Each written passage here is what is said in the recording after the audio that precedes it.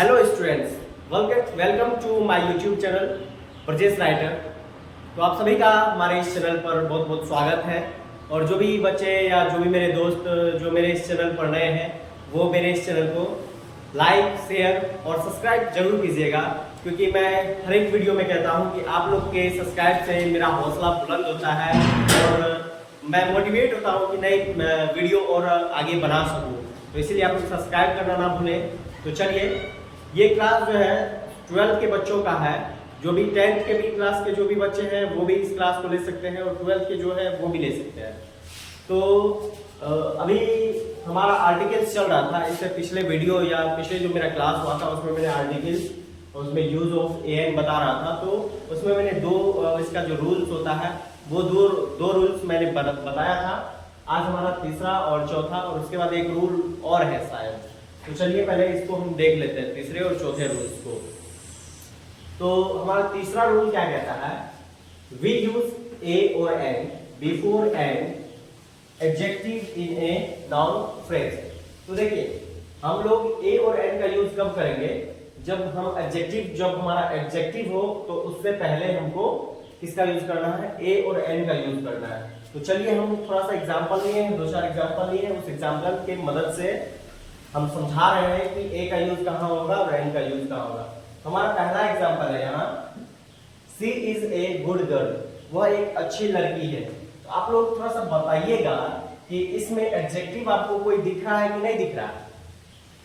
आप लोग थोड़ा कमेंट में बताइएगा कि इस लाइन में एडजेक्टिव जो वो क्या है। तो चलिए हम बताते हैं। इसमें एडजेक्टिव क्या हो गया?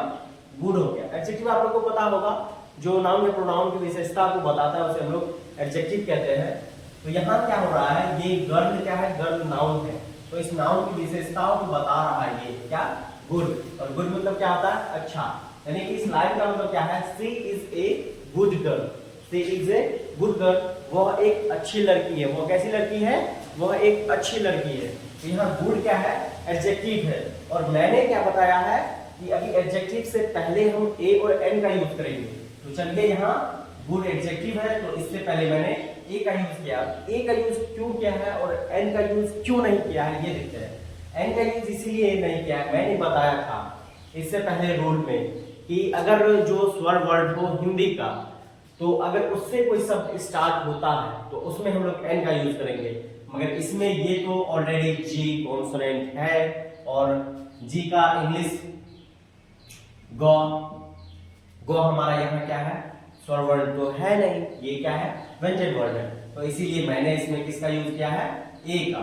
ठीक है, अगर यहाँ कोई स्वर वर्ड रहता या फिर कोई वोवेल रहता तो उसमें मैं एन का यूज करता। तो चलिए, इसमें मैंने किसका यूज किया है? ए का। अब दूसरा एग्जांपल लेते हैं। She told me an interesting story. वह मुझे एक बहुत ही मजेदार कहानियां सुनाएगी या सुना रही है। उसने मुझे एक मजेदार कहानी सुनाई या कहा। तो चलिए देखिए, she told me an interesting story. इसमें देखते हैं, इसमें इंटरेस्टिंग कैसा स्टोरी? बहुत ही मजेदार स्टोरी, बहुत ही इंटरेस्टिंग स्टोरी। तो ये इंटरेस्टिंग इसमें क्या है? एडजेक्टिव है। इंटरेस्टिंग क्या है? एडजेक्टिव है। और इसमें एडजेक्टिव से पहले मैंने लगाया है एन। क्या लगाया है? एन लगाया है। तो एन क्यों लगाया है? मैंने इससे पहले भी अभी बताया है कि यहाँ देखिए, आई तो वोवेल पहले से ही है और प्लस अगर इसका हिंदी करते हैं तो हिंदी भी ई होता है, जो कि ई क्या है? स्वर वर्ड है। और मैंने बताया है कि स्वर वर्ड से पहले किसका यूज हम लोग करेंगे? एन का यूज करेंगे। इसीलिए इसमें क्या लगाया है? एन लगाया है। She told me an interesting story. चलिए तीसरा हम लोग एग्जांपल लेते हैं। She saw a beautiful movie. वह बहुत ही सुंदर मूवी देखी है, बहुत ही अच्छा मूवी देखी है। उसने देखा, उसने बहुत ही अच्छा मूवी देखा या देखी। तो देखिए यहाँ ब्यूटीफुल, कैसा? ब्यूटीफुल मतलब सुंदर।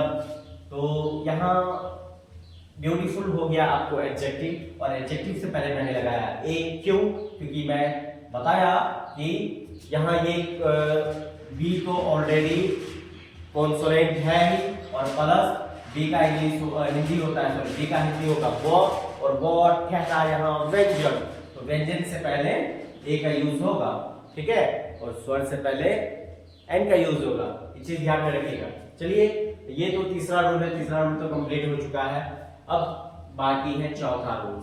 देखिए इसमें क्या होता है, an is used with abbreviation short forms beginning with the letter that have a vowel sound.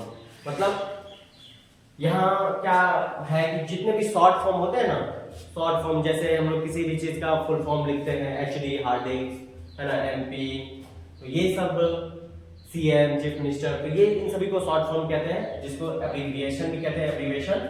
तो इस एब्रिविएशन के पहले, और वो भी कंडीशन क्या है, जो कि वोवेल साउंड से स्टार्ट हो, इस साउंड से स्टार्ट हो, वोवेल साउंड से स्टार्ट हो, तो उसमें एल लगेगा। एक चीज ध्यान में रखना है, यहाँ देखिए मैंने लिख दिया है a vowel sound beginning with the letter that have a vowel sound, जो वोवेल साउंड से स्टार्ट हो।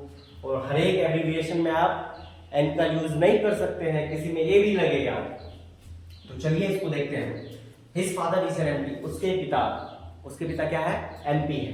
तो एमपी देखिए यहाँ एम ठहरा कॉन्सोनेंट, मगर यहाँ अब बोलिएगा सर ये तो कॉन्सोनेंट है, तो इसमें तो आप एल लगा दिए, जबकि आप बोले थे कॉन्सोनेंट में ए लगेगा। मगर यहाँ मैंने एक चीज और बताया था कि अगर हिंदी स्वर्ण वर्ण रहे, कौन सा स्वर्ण वर्ण रहे, हिंदी स्वर्ण वर्ण रहे, तो उसमें हमारा क्या होगा, एन लगेगा। तो एम ए एम एम लिखाता है, स्टार्टिंग में ए लिखाता है, तो ए क्या है, वो वोवेल है, और ये हिंदी का ए क्या है, स्वर्ण वर्ण है। तो इसीलिए इससे पहले मैंने किसका यूज किया, एन का यूज किया है। चलिए अब दूसरा एग्जांपल देखते हैं।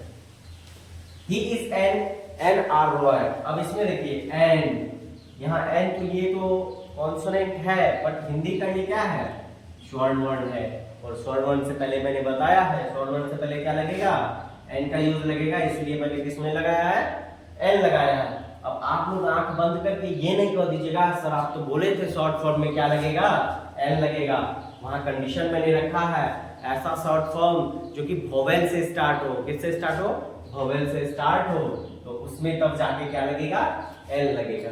ठीक है, चलिए अब चौथा, तो हमारा ये पांचवा रूल है। इससे पहले मैंने अभी तीसरा और चौथा बताया है, तो पांचवा रूल हमारा क्या कहता है, वी यूज ए और an with the noun to express a quantity, units और price, speed, ratio, weight, etc. इन सभी में हम क्या करेंगे, ए और एन का यूज करेंगे। तो कैसे करते हैं देखिए, कुछ एग्जांपल्स है, उस एग्जांपल की मदद से हम समझते हैं। जैसे आई नीड ए डजन बनाना, कि मुझे जरूरत है एक दर्जन केले की, मुझे जरूरत है एक दर्जन केले की। तो यहाँ डजन क्या हो गया, क्वांटिटी हो गया, कितने की जरूरत है, तो एक दर्जन केले की। तो यहाँ मैंने क्वांटिटी को बताया है। तो यहाँ क्या है, डी है, डी तो हमारा ऑलरेडी कॉन्सोनेंट है ही, और प्लस अगर हम स्वर्ण और व्यंजन के रूप से लगाते हैं हिंदी की तरह से, तो इसमें देखिए यहाँ डी का हो जाएगा ड, और ड हमारा व्यंजन वर्ण है। मैंने कहा है जब हमारा स्वर्ण वर्ण रहेगा तब हमको एन का यूज करना है, और जब व्यंजन रहेगा तो उसमें ए का यूज करना है।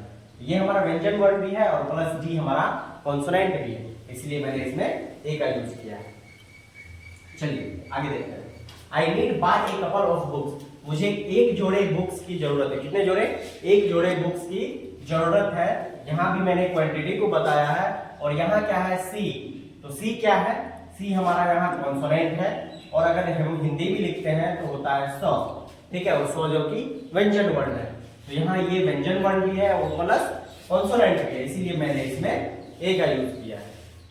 चलिए तीसरा example, you can run 8 kilometre in just 2 minute, क्या तुम 2 मिनट में 1 किलोमीटर दौड़ सकते हो, क्या तुम 2 मिनट में 1 किलोमीटर दौड़ सकते हो। या मैंने किसको बताया है, स्पीड को बताया है। किसको बताया है, स्पीड, केवल स्पीड को बताया है।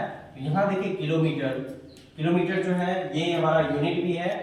ठीक है, तो यहाँ के क्या है, के हमारा कॉन्सोनेंट है, के क्या है, कॉन्सोनेंट है, और प्लस अगर हिंदी तरीके से हम जाए स्वर और व्यंजन में भी, तो ये हमारा स्वर वर्ण नहीं है, ये हमारा व्यंजन वर्ण है।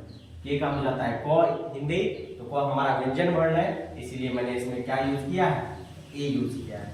तो चलिए ये है हमारा ए एन का जितना भी यूज था मैंने बताया जितना भी रूल्स था सारे रूल्स को मैंने बता दिया। अब यहाँ ए एन का हमारा रूल खत्म होता है।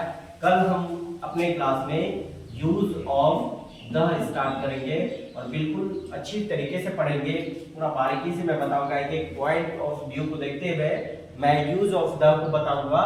ठीक है, तो उम्मीद करता हूं कि आप लोगों को यूज ऑफ एन जो है अच्छी तरीके से समझ में आ गया है। अगर कहीं किसी को थोड़ा सा भी डाउट हो तो आप मुझे कमेंट में जरूर बताइएगा। तो आज के वीडियो में इतना ही, फिर मिलते हैं नेक्स्ट वीडियो में। हाँ होले मगर हाँ दोस्तों, एक चीज सब्सक्राइब करना नहीं भूलिएगा। अगर वीडियो अच्छा लगे तो शेयर भी जरूर कीजिएगा। जय हिंद, धन्यवाद।